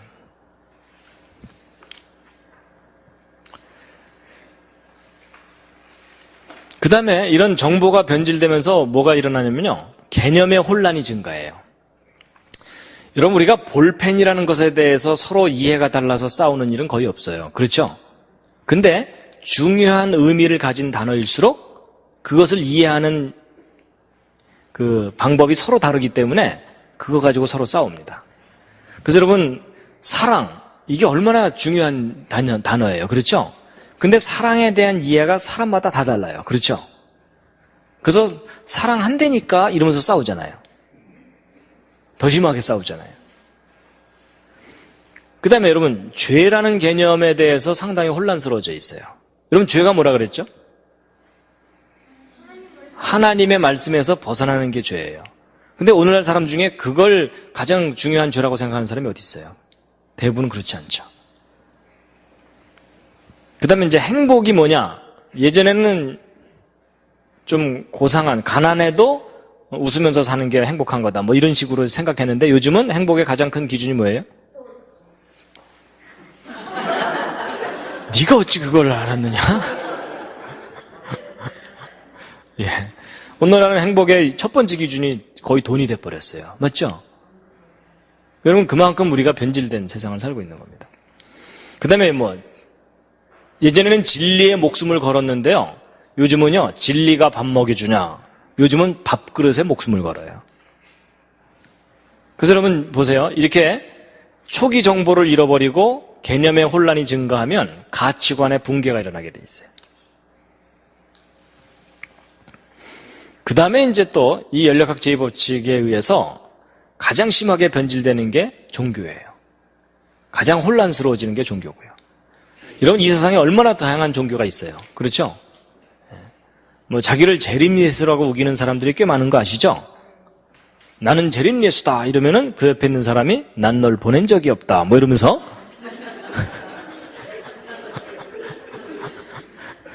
둘 다 묶어놔야 되죠? 그래서 여러분, 이 세상에 그렇게 사이비 종교가 많고 이런 것도요, 그거를 이상하다고 여기지 마시고요, 이거 당연하다고 생각하셔야 돼요. 그리고 항상 가짜가 진짜를 몰아내게 돼 있어요. 짝퉁이 정품을 몰아내게 돼 있고. 그래서 정품을 지키는 일이 그렇게 어려워요. 그래서. 근데 여러분, 이제 이 모든 것들이 다 변질되지만 변하지 않는 게 있어요. 변하지 않는 게 있습니다. 정말 영원한 게 있습니다. 이사야서 40장에 있는 말씀 8절인데 함께 읽으시겠습니다. 시작. 풀은 마르고 꽃은 시드나 우리 하나님의 말씀은 영영이 서리라 하라. 그래서 이제 한 가지 좀 이제 말씀드릴 게 뭐가 있냐면요. 이제 이 성경에 관한 건데요. 여러분, 아까 그 정보연력학 법칙에 의하면 정보는 전달되면서 변질된다 그랬죠.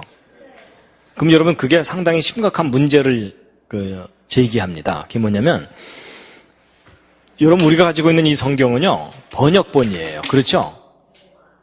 그러면 이제 원어로 쓰여 있는, 히브리어로 쓰여 있는 이 원본도 사실은 진짜 원본은 다 소멸됐어요.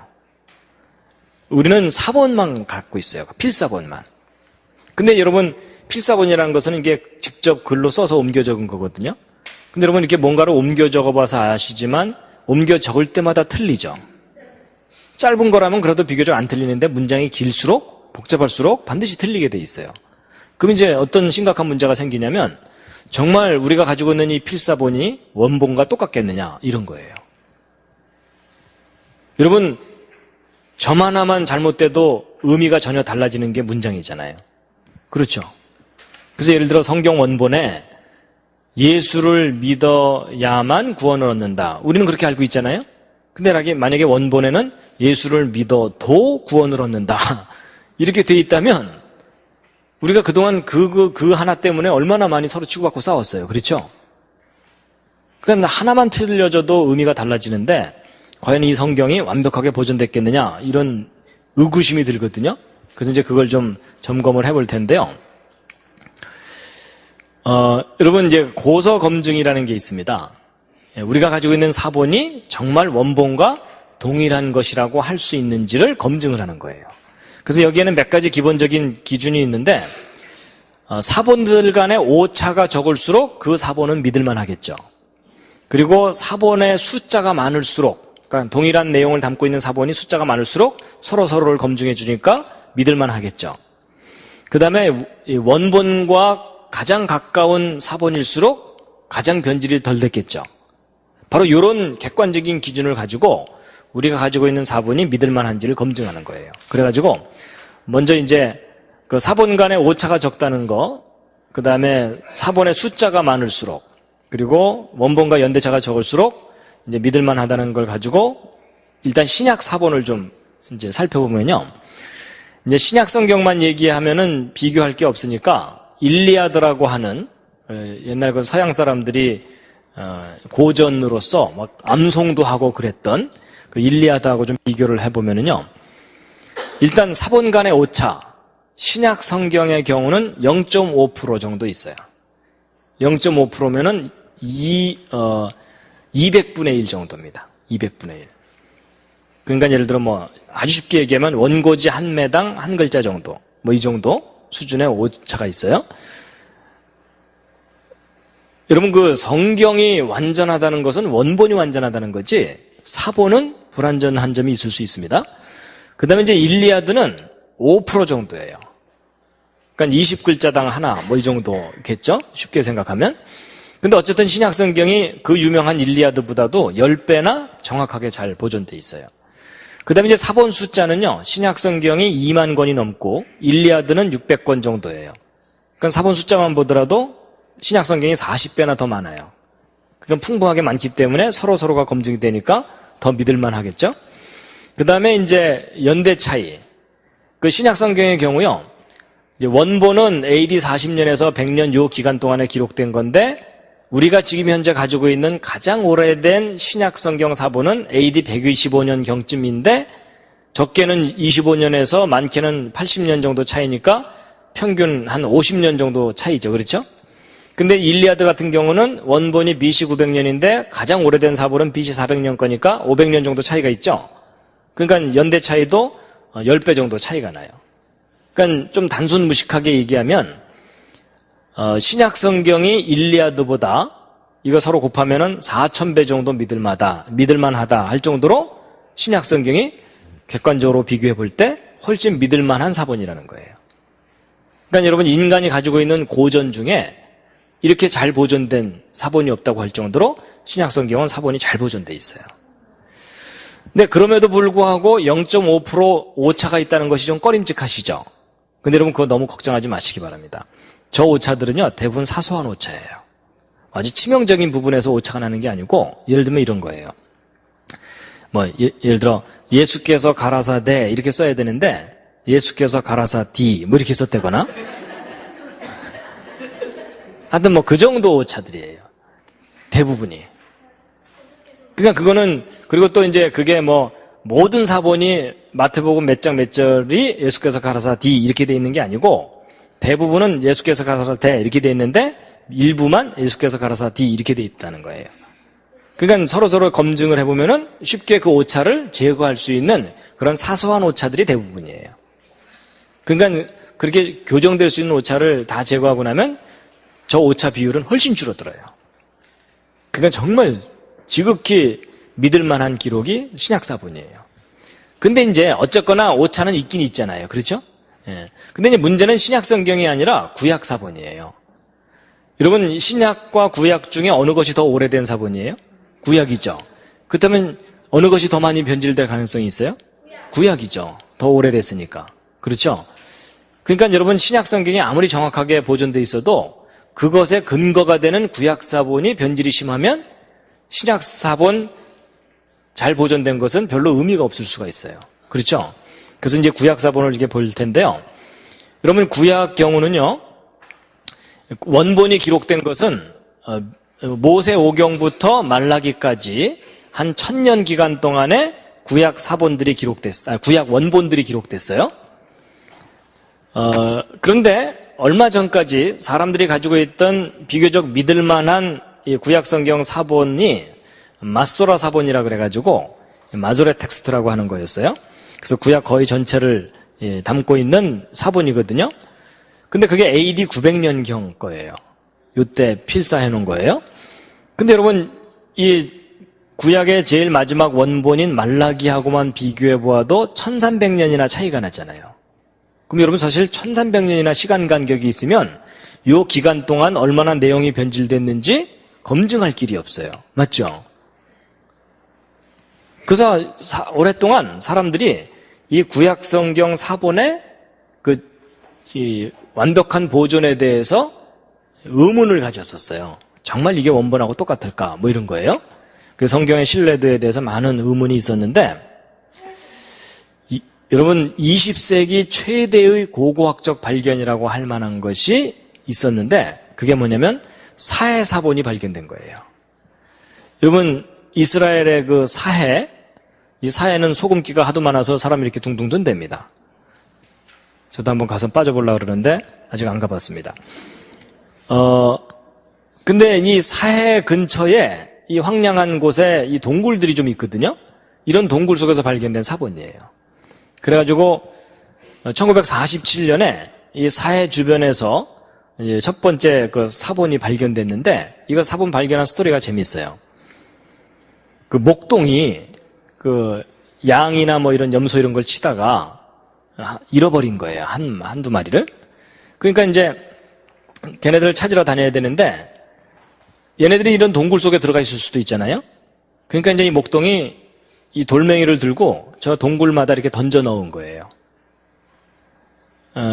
아무것도 없으면 돌 떨어지는 소리만 들릴 거고, 만약에 거기 양이나 염소가 들어있으면 돌 떨어지는 소리 때문에 놀라서 매 이러면은 들어가서 이제 꺼내오면 될 거고, 돌을 던졌는데 사자가 어흥 그러면 잽싸게 도망가면 될 거고, 그래갖고서 이제 돌멩이를 여기저기 이렇게 던지면서 다녔는데, 바로 여기에요, 요거. 바로 요 동굴 여기다가 돌멩이를 딱 던져 넣었더니 이 돌이 떨어지는 소리가 조금 다른 거예요. 무슨 뭐 그릇 같은 것에 부딪히는 소리가 난 거예요. 그래갖고 저 안에 뭐가 들어있구나 이래가지고서 들어가 봤더니 이런 항아리가 있는 거예요. 근데 항아리 뚜껑을 딱 열어봤더니 그 속에 뭐가 이렇게 들어있는데, 근데 문제는 이 목동이 까막눈이라 이게 얼마나 중요한 건지를 모르는데, 어쨌든 뭔가 들어있으니까 꺼내갖고 나와갖고 이걸 이제 어디다 팔든지 그랬겠죠. 근데 그게 이제 돌아다녔는데, 발견한 것이 돌아다니고 있었는데, 어느 학자가 어디선가 그걸 발견한 거예요. 그 열어봤더니 뭐 너무나 소중한 게 들어있잖아요. 이거 어디서 났느냐 수소문을 해봤더니 사해 주변의 동굴에서 발견됐다는 얘기를 듣고, 그 다음에 이제 이 사해 주변을 막 이잡듯이 뒤진 거예요. 그랬더니 어떤 동굴들 속에서 막 사본들이 무대기로 나온 거예요. 그래서 이 사본들을 다 모아봤더니 놀랍게도 구약 성경 전체가 발견됐는데, 에스더서인가 에스라서만 빼고 다 발견됐다 그래요. 근데 놀라운 사실은 이 사본이 발견될 때에 이 사본만 발견된 게 아니라 이 동굴에서 생활하던 사람들의 유물까지 다 발견되고 또 다른 기록들도 함께 발견됐기 때문에 이런 유물이나 이런 것들을 자세하게 분석해 봤더니 이게 예수님 당시쯤에 기록된 사본이에요. 그래서 이 동굴 안에서 발견된 여러 가지 유물들인데, 요 왼쪽 아래 거가 좀 수상하죠. 이 참빛이 여기서. 그래서 우리 조상님들이 저기까지도 갔나 뭐 이런 생각도 이제 해봤는데, 어쨌거나. 근데 여러분 이 사해 사본이 바로 예수님 당시쯤 사본이거든요. 그럼 여러분 우리가 그동안 가지고 있던 마소라 사본하고 거의 1000년 기간 차이잖아요. 그렇죠? 그럼 이제 우리가 뭘 해보면 되는 거예요? 이 사해 사본과 마소라 사본이 얼마나 서로 다른지를 확인해 보면 되잖아요. 그렇죠? 근데 이 사해 사본이 워낙 이제 보존 상태가 안 좋은 것들이 있어가지고 그걸 복원하는데 시간이 걸려가지고 지금도 계속 이스라엘 사람들이 이제 복원하고 있는데, 어쨌든 그동안 복원된 내용을 확인해 본 결과 이 1000년 이상의 1000년 정도 기간이 있는 두 사본들이 내용이 똑같은 거예요. 그러니까 이 성경이 너무나 완벽하게 보존되어 있는 걸 확인하는 거예요. 그래서 사해 사본 연구하는 사람들이 깜짝 놀라는 거예요. 어떻게 그렇게 오랜 기간 동안 지났는데 내용이 똑같냐 이거죠. 그래서 여러분 이게 무슨 말이냐면, 여러분 예를 들어 이런 창세기에 기록된 이 내용 있죠? 창세기 1장의 저 내용은 모세가 처음 기록했을 때 그 내용이나 이사야 선지자가 창세기 공부할 때 읽었던 내용이나 예수님이 성전에서 읽었던 창세기나 우리가 지금 보고 있는 창세기나 한 글자도 틀리지 않는 똑같은 기록이라는 얘기예요. 그래서 여러분 이 사해 사본의 발견이 성경의 그 완벽한 보존에 대해서 너무나 강력한 증거를 제시해주고 있기 때문에 이스라엘 사람들한테는 이 사해사본이 국보예요. 그래갖고 이 사해사본 발견하고 난 다음에 이거를 전시하고 연구하는 이 박물관을 만들었거든요. 그 박물관의 지붕 모양이 이렇게 돼 있어요. 이게 무슨 모양이냐면 사해사본 항아리 뚜껑 모양이에요. 여러분, 우리도 그 예술의 전당, 거기에 그 지붕 모양이 옛날 양반들 갓 모양이죠? 이제 그렇게 해놓은 것처럼 저렇게 특징 있게 저렇게 해놓은 거예요. 그래서 여러분, 이 구약 성경 사본이 그렇게 완벽하게 보존되어 있다는 것은요, 정말 누군가 특별하게 그 말씀을 보존하려는 노력을 하지 않는 이상은 그렇게 완벽하게 보존될 수가 없거든요. 그래서 여러분, 성경, 일단 내용의 진실성은 두 번째 문제고, 우리가 가진 그 고전의 그 기록들 중에 가장 완벽하게 보존된 기록이 이 구약 성경 기록입니다. 하여튼 좀 믿어주시면 감사하겠습니다. 그래서 이제 지난번에 제가 창세기 1장 1절에 대해서 강의를 했었죠. 그렇죠? 그것하고 이것하고 이제 서로 통하는 거예요. 그 완벽하게 보존도 됐지만 그 내용도 완전한 내용이고. 근데 이제 이렇게 구약 성경의 기록들이 한 글자도 틀리지 않으면서 완벽하게 보존될 수 있는 이유 중에 하나가 이 수학적인 특징이 있어서 이 그 숫자를 검증해 보면 제대로 베꼈는지 안 베꼈는지를 확인해 볼 수가 있거든요. 그런 것들이 모두 복합적으로 작용해 갖고 성경이 완벽하게 보존된 겁니다. 그러니까 사실 정보 연력학적인 관점으로 볼 때 구약 성경이 완벽하게 보존된 건 거의 기적 같은 일이에요.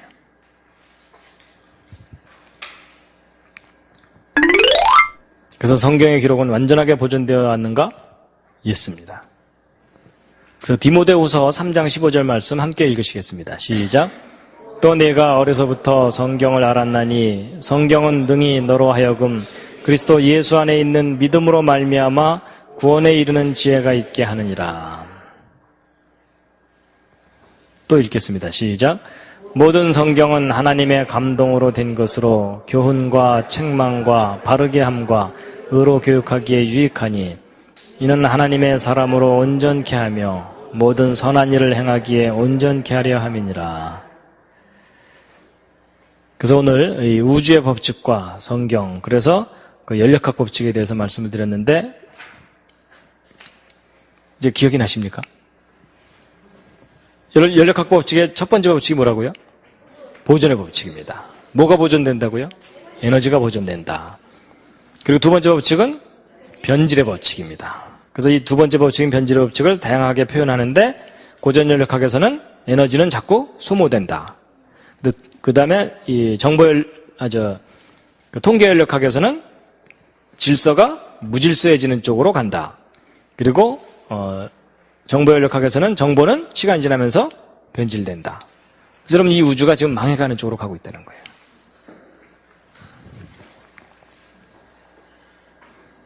여러분 연력학 법칙을 모르는 사람과 인생을 논하지 말라라고 말할 만하죠. 그렇죠. 예. 여러분 이런 내용을 모르면요, 우리가 지금 누리고 있는 이 모든 게 영원한 거라고 착각을 하게 돼 있어요. 그렇죠. 그리고 또 뭐가 있냐면요, 이 사탄이 사람들을 속여요. 야, 너희들이 열심히 지혜롭게 하면은 낙원이 건설될 거다. 너희들 스스로 낙원을 건설할 수 있을 거다. 이런 거예요. 그래서 여러분 요즘 생명복제 뭐 이런 거 있죠. 여러분 이게 철학의 문제예요. 이 생명을 복제하는 것이 가능하냐 불가능하냐 이런 기술적인 문제가 아니고요, 철학의 문제인데, 여러분 오늘날 생명복제를 자꾸 시도하려는 이유 중에 하나가 뭐예요? 우리 장기 고장나면 바꿔치기 하면서 영원히 살려고 노력하는 거잖아요. 그렇죠? 지금은 수명을 연장하는 정도지만 기술이 더 발달하면 우리 인간의 힘으로 계속 영원히 살아갈 수도 있을 거다라면서 지금 가고 있잖아요. 그렇죠? 여러분 그거에 속으면 안 돼요. 여러분 인간은 절대로 창조자가 아니기 때문에 인간의 힘으로는 영원히 못 살아요. 근데 누군가가 자꾸 속삭이는 거예요. 너희들이 노력하면 영원히 살 수 있을 거야. 하나님 의지하지 마. 너희들끼리 잘해봐. 뭐 이런 거거든요. 여러분 절대 안 됩니다. 마지막 꽃다발입니다. 수고 많으셨습니다. 예. 그래서 여러분, 제가 이렇게 오늘 열심히 얘기했지만 여러분이 다음 시간까지 이 내용을 기억할 거라고는 제가 기대를 안 합니다. 예, 이 변질의 법칙에 의해서 예, 이게 자꾸 무너지거든요. 그렇죠? 그래서 우리가 자꾸 반복해야 되는 이유가 그거예요. 예, 무너지면 또 쌓아 올리고 무너지면 또 쌓아 올려야 유지가 됩니다. 이해가 되셨죠? 그래서 여러분요, 이 강의 들으시면은요, 듣고 나서 이해가 됐다, 나 다 안다 이러시면 안 돼요. 이거 듣고 나신 다음에 반드시 가셔갖고 누군가를 붙잡아 놓고 복습을 하셔야 됩니다. 제발 내 얘기 좀 들어줄래? 이러면서 꼭 복습을 해야 자기 거가 됩니다. 잠깐 기도하고 마치겠습니다.